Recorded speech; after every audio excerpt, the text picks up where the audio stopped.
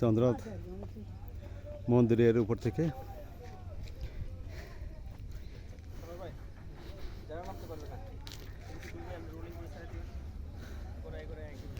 অনেক সুন্দর দৃশ্য।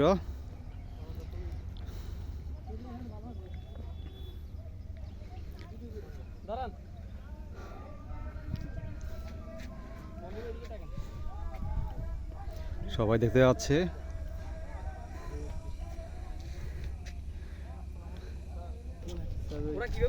এই মন্দিরের এখান থেকে সমগ্র কুমিল্লাই দেখা যায়, চিটাগাঙে দেখা যায়।